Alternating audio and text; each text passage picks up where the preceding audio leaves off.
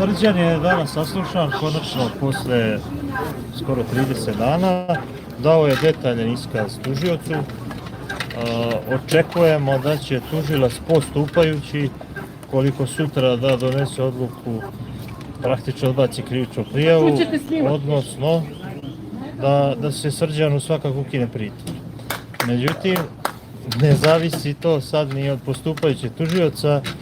Glavni javni tužilac Nenad Stefanović je taj koji može da promijeni odluku postupajućeg tužioca, tako da u narednim danima, najkasnije do petka, vidjet ćemo dalju sudbinu ovog postupka, prije svega imajući u vidu ostanak Srđana u pritvoru ili njegov izlazak da se brani sa slobode, kao i dalju... Samo dozvoliš, polako. Dalji tog postupka. On je rekao da ima dilemu da li će još jednu dokaznu radnju da izvede ili je tu završeno sa izvođenjem dokaza. Nije rekao koju, obavestit će nas o tome do kraja nedelje. Samo ima dilemu. Ono što nas zanima je njegovo zdravstveno stanje, pošto znamo da... Srđan je za mene iznenađujuće dobro, imajući u vidu da preko 25 dana ne jede.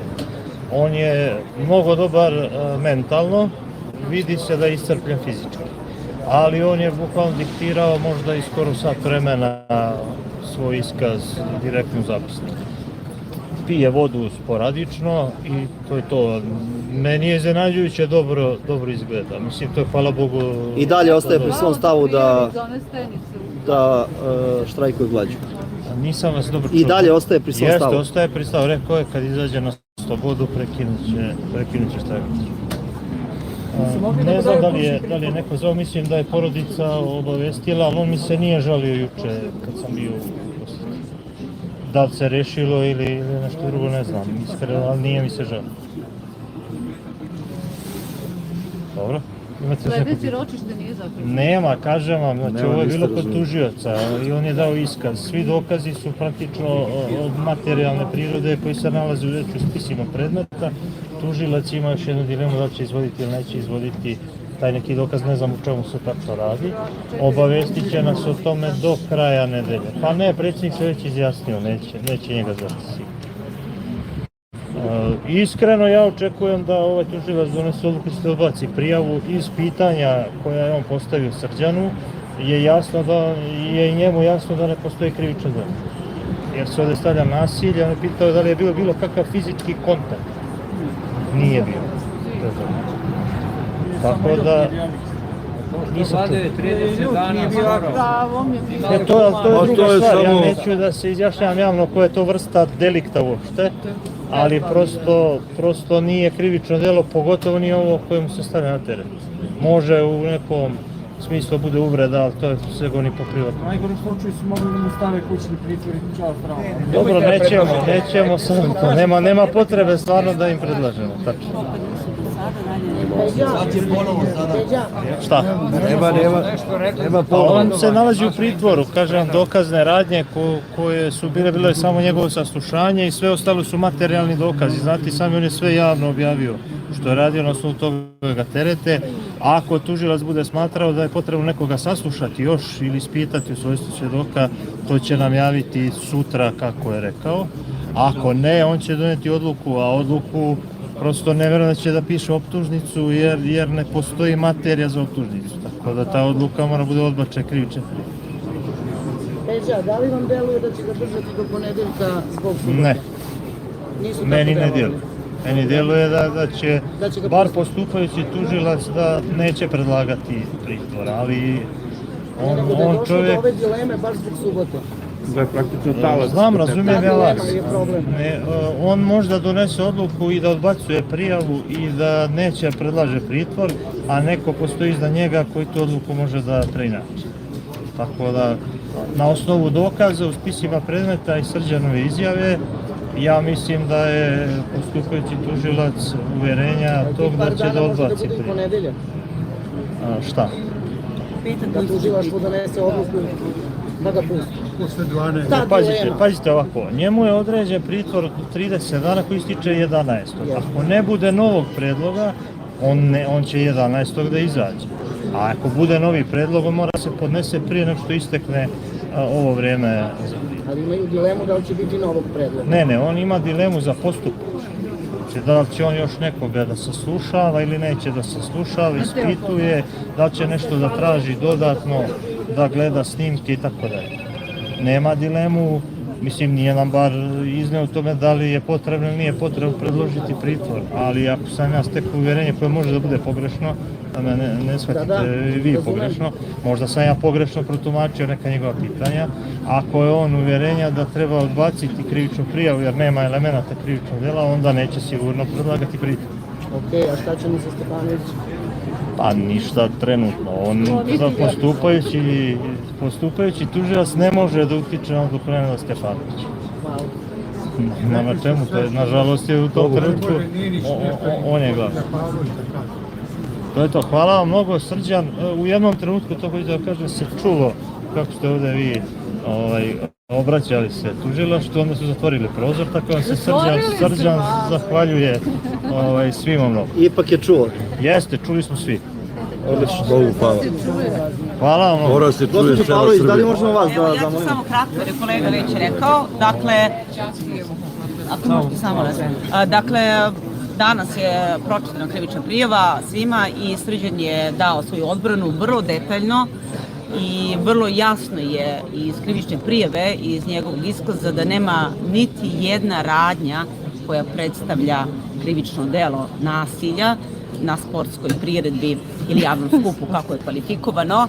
To je zapravo događaj koji se odnosio na onaj skup ispred RTS-a i ispred SUP-a u Majke Vrosime. A sa druge strane takođe je vrlo jasno da nema niti jedne radnje koja se sastoji u pozivanju na nasilje radi, odnosno u nameri promene ustavnog uređenja. Tako da zaista očekujem da se pritvor ne produži, odnosno da 11. u petak on bude pušten kući da se brani, tako sa slobode. Ako me pitate kao advokata, naravno da očekujem da se odbaci krivična prijava, jer ne samo da nema nikakve štetne radnje, već nema ni štetne posljedice. Nema objekta koji je ugrožen, razumete? Tako, znači, bez toga ne postoji krivično delo. Ukoliko se neki predstavnik vlasti našao uvređen, zato što je možda nazvan pogrdnim imenom, takva stvar se procesuira pred našim pravosuđem tužbom, koja se po privatnoj tužbi, tako za delo uvrede. To nije apsolutno krivično delo, već neko može da smatra da nije lepo što ga Srđan na taj način nazvao, to je potpuno druga jedna tema. Dakle, mislim da je bilo potpuno jasno čak i postupajućem javnom tužiocu da ne samo da nema nikakvih elemenata, već da se na apsolutno jedan neadekvatan i nedozvoljen, slobodno mogu reći, način troše državni resursi i vrši zloupotreba pravosuđa da bi se vodili politički progoni. Pravosuđe ne treba da služi tome, treba se staviti tačka na to. Mislim da je ovaj konkretan slučaj toliko doveden i na čistost da nema nikakvog dela, da čak na njega niko neće pokušati ni da utiče u smislu da promeni odluku tužioca ako bude ta odluka da se odbaci krivična prijava, jer prosto toliko je očigledno da mislim da niko neće baš sebe izložiti toliko i sramoti da tako nešto pokuša. Toliko je to. Već je skandal samo po sebi. Ajde, možda par reči. Znači, Srđanu Žuniću, našem prijatelju, na teret se stavlja izvršenje dva krivična dela. Jedno krivično delo je pozivanje i nasilno rušenje ustavnog uređenja, drugo krivično delo je izazivanje